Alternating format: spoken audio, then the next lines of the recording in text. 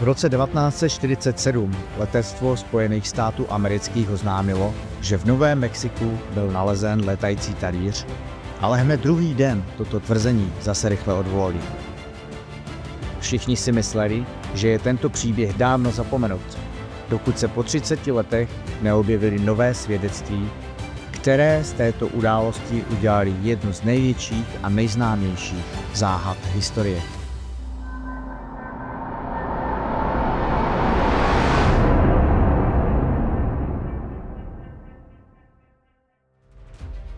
V noci 2. července 1947. Během silné bouřky si rančeři poblíž Roswellu v Novém Mexiku vzpomněli, že slyšeli něco jako výbuch.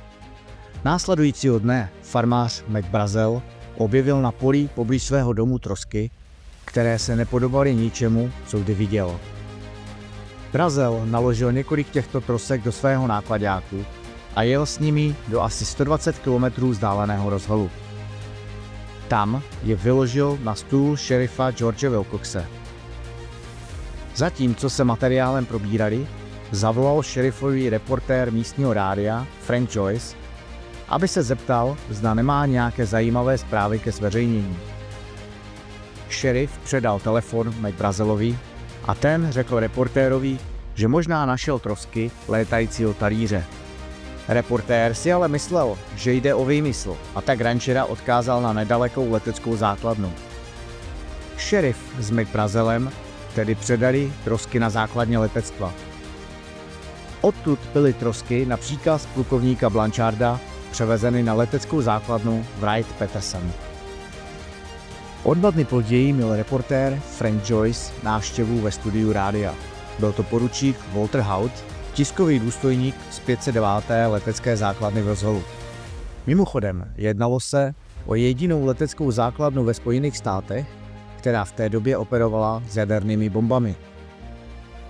Poručík Haut předal reportérovi tiskovou zprávu, ve které stálo, že vzdušné síly armády Spojených států našly létající talíř na ranči severně od Roswellu. We have a flying saucer in our possession, or parts of a flying saucer. Frank Joyce tedy odvysílal tuto tiskovou zprávu do éteru a tím vyvolal lavinu zájmu z celého světa.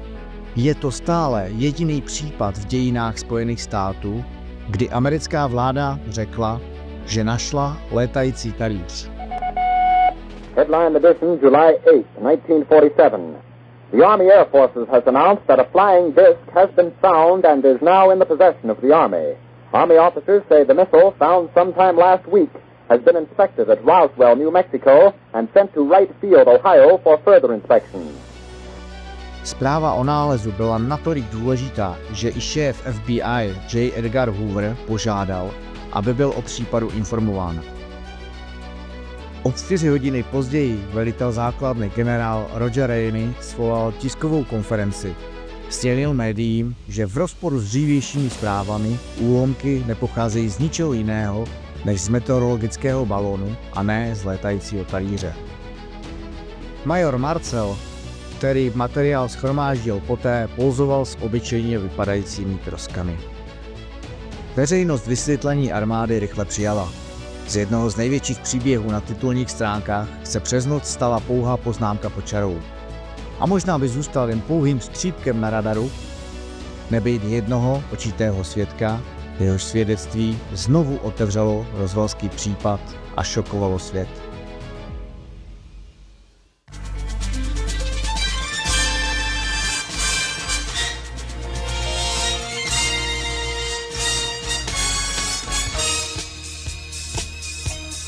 Koncem roku 1978, tedy 29 let po incidentu, se výzkumník UFO Stanton Friedman seznámil s majorem ve výslužbě Jesse Marcellem, zpravodajským důstojníkem, který shromáždil trosky z původního místa havárie.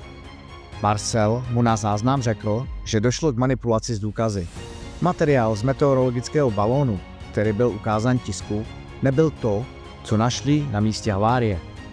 Řekl, že to, co našel v Roswellu v roce 1947, nepocházelo z této planety. Podle jeho svědectví našli lehký a velmi tenký materiál podobný fólií, který můžete skládat nebo krčit, a tato folie se sama opět rozloží a narovná. Folie se prý nedala rozříznout. Dále tam byly nalezeny také nějaké profily ve tvaru písmene I, které byly lehké jako ze dřeva a byly na nich zvláštní symboly.